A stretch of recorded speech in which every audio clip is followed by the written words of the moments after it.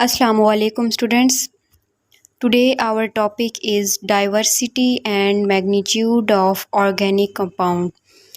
Why organic compounds abundantly available in everywhere? What is the cause of this? तो हमारे environment में हर जगह organic compound की मिकदार बहुत ज़्यादा है। तो इसकी असल वजह क्या है वो आज हम डिस्कस करेंगे। आप कह सकते हैं कि आप जब लिखते हैं कोई भी कॉपी या पेपर आपके हाथ में हो, आपके हाथ में कोई लेड पेंसिल हो, पेपर एक ऑर्गेनिक कंपाउंड का बनाया हुआ है, और इंक जो आपके पेन के अंदर जो इंक है वो ऑर्गेनिक कंपाउंड में उसमें मौजूद होते हैं। जो लेड पेंसिल है उसके जो ब्लैक कलर का जो सिक्का है उसके अंदर ऑर्गेनिक कंपाउंड मौजूद होते हैं। तो everywhere organic compound play important role. So why what is the cause of this? तो आज हम इसको डिस्कस करेंगे। There are total 118 elements known today. The number of organic compound is more than 10 million. This number is far more than the number of compounds of all the elements together. It means के there are 118 elements known today. Number of organic compound is more than 10 million. What is the cause of this? So two main properties of the carbon that make organic compounds too abundant in everywhere. क्योंकि organic compound ही कहा जाता है उसको जिसके अंदर carbon hydrogen bond लाजमी मौजूद हो। ऑर्गेनिक कंपाउंड उन्हें कहा जाता है चाहे उनमें कोई और एलिमेंट हो लेकिन उसके अंदर कार्बन हाइड्रोजन का बॉन्ड होना लाजमी होता है। Carbon is a main constituent of organic compound. So carbon has a specific main two properties that catenation and isomerism. So carbon की इस दो प्रॉपर्टीज़ की वजह से ऑर्गेनिक कंपाउंड अबंडेंटली मौजूद हैं हर जगह पे, हर बहुत ही ज़्यादा मिकदार में मौजूद हैं। इनकी डाइवर्सिटी ज़्यादा है क्योंकि कार्बन की ये दो मेन प्रॉपर्टीज़ हैं, catenation and isomerism. What is catenation? Catenation क्या है? Carbon atoms can link with one another by means of covalent bonds to form long chain और ring of carbon atom. Carbon की ये property है कि ये long chain जो है वो बनाते हैं। इनकी कैटिनेशन की प्रॉपर्टी ये है कि कार्बन जो है वो अगर आपने ये लिस्ट में पहले पढ़ा है कि कार्बन 10 तक जो है वो जाते हैं, इससे आगे भी कार्बन, तो ये एक लॉन्ग चेन बनाते रहते हैं। इस लॉन्ग चेन की जो ये प्रॉपर्टी है इसको कैटिनेशन कहते हैं कि can link with one another by means of covalent bonds to form a long chain. The chain can be straight or branched. The ability of carbon atom to link with other carbon atom to form a long chain and large ring is called catenation. So this is a property of carbon that it make covalent bond with other carbon and form a long chain. This is the specific property of a carbon in whole periodic table. आप periodic table में देख सकें किसी और element की कोई ये ऐसी प्रॉपर्टी नहीं होती। Just carbon has that specific property that carbon can combine with other carbon through covalent bond and form a long chain. This is the catenation. You can see in the structure that कि carbon जो है वो different carbon एक long chain में एक दूसरे के साथ बॉन्ड बना रहे हैं जिसमें कोवेलेंट बॉन्ड के थ्रू, और इसमें ब्रांच्ड चेन भी है, लीनियर चेन भी है, और ये रिंग टाइप स्ट्रक्चर भी बना रहे हैं। So this is the specific property of carbon. ये कार्बन की एक स्पेसिफिक प्रॉपर्टी होती है कि कार्बन जो है वो एक दूसरे कार्बन और आपस में कोवेलेंट बॉन्ड बनाते हैं और लॉन्ग चेन जो है वो बनाते हैं, स्ट्रेट चेन या ब्रांच चेन हो सकती है या रिंग की शक्ल में। तो ये जो कार्बन की कैटिनेशन की प्रॉपर्टी है ये बायस बनती है ऑर्गेनिक कंपाउंड की ज़्यादा मिकदार उनकी डाइवर्सिटी के बढ़ने में, क्योंकि हमारे पास जो कार्बन है ये आपस में बाइंड होना शुरू हो जाते हैं, कोवेलेंट बॉन्ड के थ्रू बाइंड होते हैं, तो इस तरह डिफरेंट स्ट्रक्चर बनाते हैं, different molecular formula, different compound हमारे पास बनते हैं। तो इस बाइंडिंग प्रॉपर्टी के थ्रू हमारे पास ऑर्गेनिक कंपाउंड की डाइवर्सिटी वो ज़्यादा है। ठीक है, नेक्स्ट हमारे पास सम कंडीशंस हैं कि 2 basic conditions for an element to exhibit catenation. तो कैटिनेशन की प्रॉपर्टी को करने के लिए कोई जो एलिमेंट, फॉर एग्जाम्पल कार्बन जो है वो कैटिनेशन की प्रॉपर्टी रखता है, तो वो अगर ये दोनों कंडीशंस पे उतरता है, elements should have valency 2 or greater than 2, तो वो एलिमेंट्स जिसकी वैलेंसी 2 या इससे ज़्यादा हो वो कैटिनेशन की प्रॉपर्टी एग्जिबिट करता है। Bonds made by an element with its own atoms should be stronger than the bonds made by the element with other atom, especially oxygen. Element हमारे पास जो कार्बन है इसके वैलेंस शेल में 4 electron हैं, तो ये 4 बॉन्ड बनाता है। तो element should have valency 2 or greater than 2। It means कि हमारे पास जो कार्बन है इसके वैलेंस शेल में 4 इलेक्ट्रॉन हैं, तो इसकी एबिलिटी है कि वो कैटिनेशन की प्रॉपर्टी एग्जिबिट करता है। और नेक्स्ट कार्बन की ये प्रॉपर्टी है कि कार्बन जब दूसरे कार्बन के साथ बॉन्ड बनाता है, bond made by an element with its own atoms should be stronger than the bonds made by the element with other atom। ये इसका मतलब ये है कि कार्बन के अंदर ये प्रॉपर्टी भी है कि कार्बन जब दूसरे कार्बन के साथ बॉन्ड बनाता है वो बॉन्ड स्ट्रॉन्गर होता है उस बॉन्ड से जो कार्बन किसी और एलिमेंट के साथ बनाता है, लाइक ऑक्सीजन, नाइट्रोजन, सल्फ़र, उनके साथ जो कार्बन बॉन्ड बनाता है वो वीक होता है उस बॉन्ड से जो कार्बन बॉन्ड होता है। ठीक है, ये 2 कंडीशंस हैं जो कार्बन इन दोनों कंडीशंस पे उतरता है तो हमारे पास कैटिनेशन प्रॉपर्टी होती है। तो इस कैटिनेशन प्रॉपर्टी के through diversity of organic compound is increasing day by day. Next हमारे पास है कि both silicon and carbon have similar electronic configurations but carbon shows catenation whereas silicon does not. What is the reason that why silicon does not show catenation? It is mainly due to the reason that carbon-carbon bonds are much stronger than silicon-silicon bond। ये conditions पे आप focus करेंगे क्योंकि last हमने जो condition पढ़ी है catenation की कि कार्बन कार्बन बॉन्ड जो कार्बन का दूसरे कार्बन के साथ जो बॉन्ड है किसी भी एलिमेंट का उसके अपने जैसे एलिमेंट के साथ जो बॉन्ड है वो स्ट्रॉन्गर होना चाहिए उस बॉन्ड से जो वो किसी और एलिमेंट के साथ बनाता है। तो carbon carbon bond is stronger than carbon to oxygen और carbon to nitrogen bond. So here it is because carbon bonds are much stronger, उनके जो एनर्जी है बॉन्ड को जो ब्रेक करने की 355 किलोजोल पर मोल, बहुत ज़्यादा एनर्जी हमें देनी पड़ती है बॉन्ड, क्योंकि बॉन्ड स्ट्रॉन्ग बॉन्ड होता है, कार्बन कार्बन बॉन्ड बहुत स्ट्रॉन्ग होता है, तो अगर हमने उसको ब्रेक करना है, तोड़ना है, तो हमें बहुत ज़्यादा एनर्जी जो है वो देनी पड़ती है। और जो सिलिकॉन बॉन्ड होता है वो 200 किलोजोल पर मोल।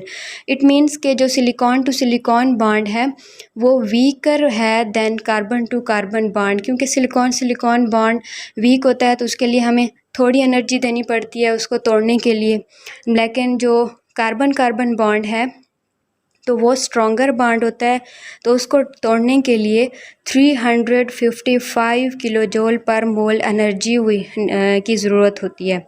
ठीक है, on the other hand silicon to oxygen bond are much stronger 452 kilojoule per mole. Than carbon to oxygen bond.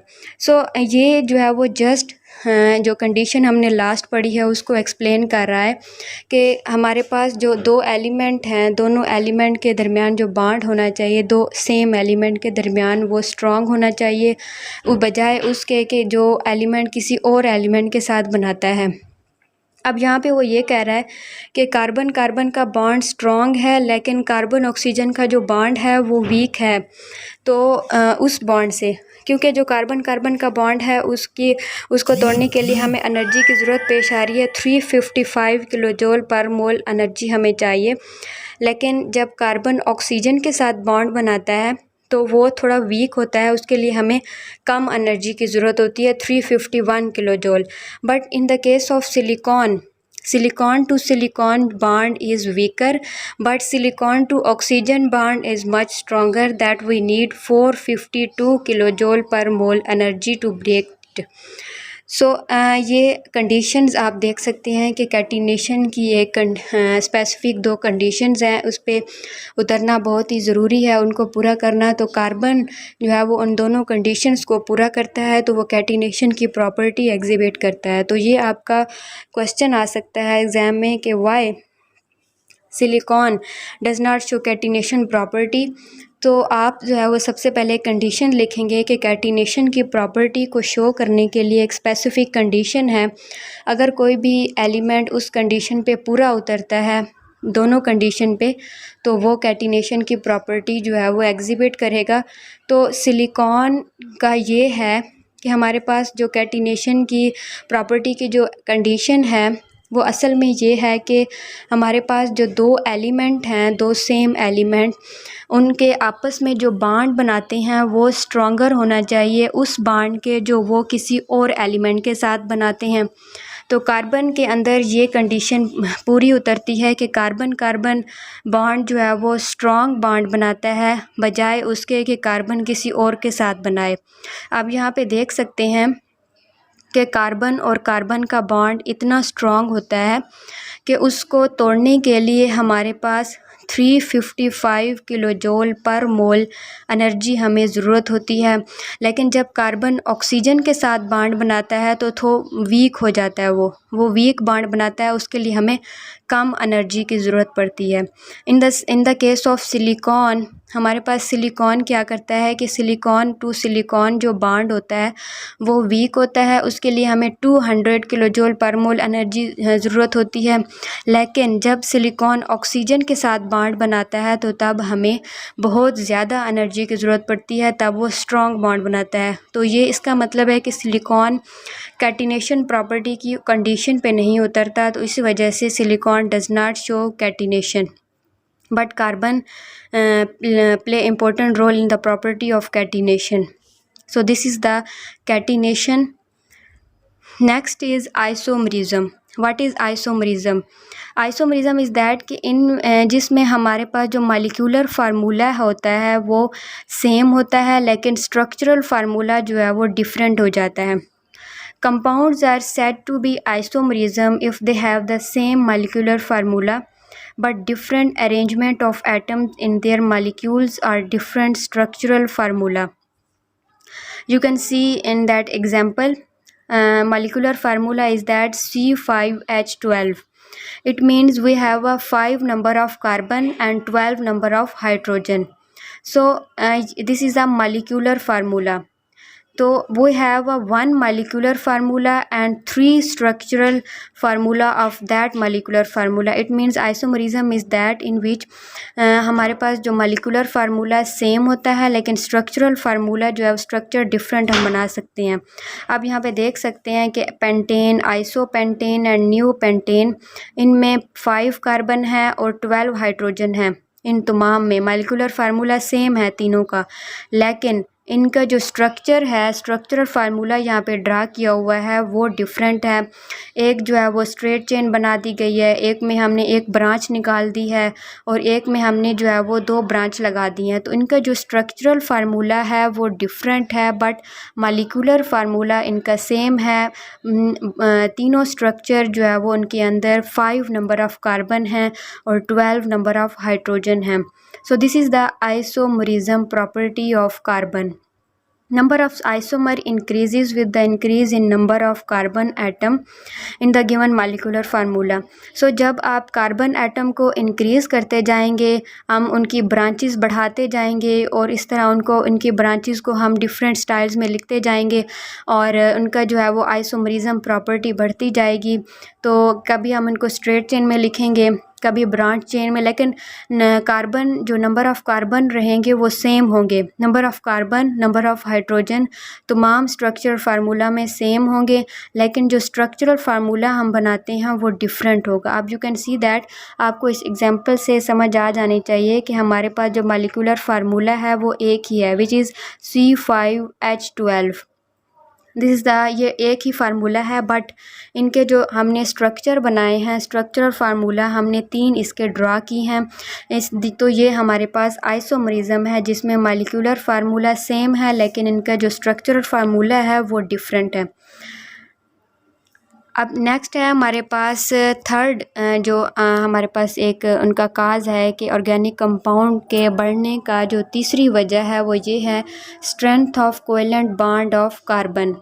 Due to its very small size, carbon can form very strong covalent bond with other carbon atom, hydrogen, oxygen, nitrogen and halogen. This enables it to form a large number of compounds. ये main इसकी property है carbon की कि वो covalent bond जो है बनाता है हाइड्रोजन के साथ या ऑक्सीजन, नाइट्रोजन, हैलोजन के साथ, तो वो स्ट्रॉन्ग बॉन्ड बनाता है। ये नहीं है कि कार्बन अगर हाइड्रोजन के साथ बॉन्ड बना रहा है तो वो वीक है, या जब वो वीक होगा तो वो अनस्टेबल कंपाउंड बन जाएगा, तो वो उसी वक्त डिकम्पोज हो जाएगा, तो उसकी जो अबंडेंसी है वो ख़त्म हो जाएगी। आप देखें, अगर किसी भी कंपाउंड के अंदर हम कोई बॉन्ड बनाते हैं तो वो बॉन्ड अगर स्ट्रॉन्ग है तो वो जो है वो नहीं टूटेगा, वो जल्दी नहीं टूटेगा और वो स्टेबल रहेगा और वो जो है वो डिकम्पोज नहीं होगा, उसकी डाइवर्सिटी बढ़ेगी। अगर किसी भी कंपाउंड के अंदर अगर वीक बॉन्ड बनता है तो वो अनस्टेबल हो जाता है, जल्दी टूट जाता है, डिकम्पोज हो जाता है, उस तरह उसकी डाइवर्सिटी इंक्रीज़ नहीं होती। इसको बताने का ये मतलब है कि कार्बन जो बॉन्ड बनाता है हाइड्रोजन के साथ या किसी भी एलिमेंट के साथ तो वो स्ट्रॉन्ग कोवेलेंट बॉन्ड बनाता है, लेकिन हाइड्रोजन मेनली हम ऑर्गेनिक कंपाउंड में कार्बन हाइड्रोजन बॉन्ड होता है, तो कार्बन का हाइड्रोजन के साथ जो बॉन्ड होता है वो स्ट्रॉन्ग बॉन्ड बनाता है। इसकी ये मेन वजह है कि डाइवर्सिटी इंक्रीज़ होती है इस कोवेलेंट बॉन्ड के थ्रू। नेक्स्ट है हमारे पास multiple bonding. In order to satisfy its tetravalency, carbon can make multiple bond, double and triple bond. This further adds to the possible number of structure. Carbon की ये एक बहुत ही specific property है कि it can form a multiple bond और single bond और double bond और triple bond. It is a property of a carbon. You can see in the structure that ethane we have a single bond, in ethene we have a double bond, in ethine we have a triple bond. आप यहाँ पे देख सकते हैं कि carbon के साथ जो हाइड्रोजन है वो डिक्रीज़ होते जा रहे हैं जब इथाइन तक, क्योंकि कार्बन 4 बॉन्ड बना सकता है। ठीक है, कार्बन की वैलेंसी, कार्बन के वैलेंस शेल में 4 इलेक्ट्रॉन हैं, तो वो एक टाइम में 4 बॉन्ड बना सकता है। अब आप इथेन में देखें कि कार्बन के साथ 3 हाइड्रोजन हैं और उसने 3 बॉन्ड हाइड्रोजन के साथ बनाए हुए हैं और 1 बॉन्ड कार्बन के साथ बनाया हुआ है, तो 4 बॉन्ड। इन इथीन इसमें क्या है कि कार्बन ने 2 बॉन्ड कार्बन के साथ बनाए हुए हैं एंड 2 बॉन्ड हाइड्रोजन के साथ बनाए हुए हैं। And in ethyne you can see that कि कार्बन ने 3 बॉन्ड कार्बन के साथ बनाए हैं और 1 बॉन्ड हाइड्रोजन के साथ। तो जब हमारे पास सिंगल, डबल और ट्रिपल बॉन्ड जब वो बनाता है तो हाइड्रोजन क्योंकि ट्रिपल बॉन्ड जब वो बना रहा है तो बाकी 1 बॉन्ड बचा तो वो एक हाइड्रोजन के साथ बनाता है। क्योंकि कार्बन जस्ट 4 बॉन्ड बनाता है, उसकी जो है वो वैलेंस शेल में 4 इलेक्ट्रॉन होते हैं तो 4 बॉन्ड बनाता है। सो ये कार्बन की प्रॉपर्टी भी बहुत इम्पोर्टेंट रोल प्ले करती है in increasing diversity of organic compound. So these are the main properties of carbon. ये तमाम प्रॉपर्टीज़ थी कि जो कार्बन की जो ऑर्गेनिक कंपाउंड की डाइवर्सिटी को इंक्रीज़ करती हैं। लाइक हमारे पास कैटिनेशन प्रॉपर्टी है कार्बन की, this is the more important specific property of a carbon. And next is the isomerism, third is the strength of covalent bond and fourth is the multiple bonding। ये 4 properties हैं carbon की जो वजह बनती हैं कि हमारे इर्द गिर्द जो ऑर्गेनिक कंपाउंड की डाइवर्सिटी है, ऑर्गेनिक कंपाउंड इतनी ज़्यादा मिकदार में मौजूद है, तो इसकी ये वजह है। तो ये बहुत ही इम्पोर्टेंट क्वेश्चन है आपका, ये पेपर में आ सकता है, बहुत ही कॉन्सेप्चुअल क्वेश्चन है कि हमारे पास जो हमारे अराउंड जो डाइवर्सिटी ऑफ ऑर्गेनिक कंपाउंड है वो इंक्रीज़ क्यों है, वो इतनी ज़्यादा क्यों है, उसकी क्या वजह है। तो ये कार्बन की इन चारों प्रॉपर्टीज़ की वजह से हमारे अराउंड जो ऑर्गेनिक कंपाउंड हैं वो उनकी मिकदार जो है वो ज़्यादा है। So this is the lecture. In next lecture we will discuss about the general properties of organic compound। तो आपके माइंड में अगर कोई क्वेश्चन है तो आप कमेंट करके पूछ सकते हैं, तो हम इनको जो है डिस्कस करेंगे। अल्लाह हाफिज़।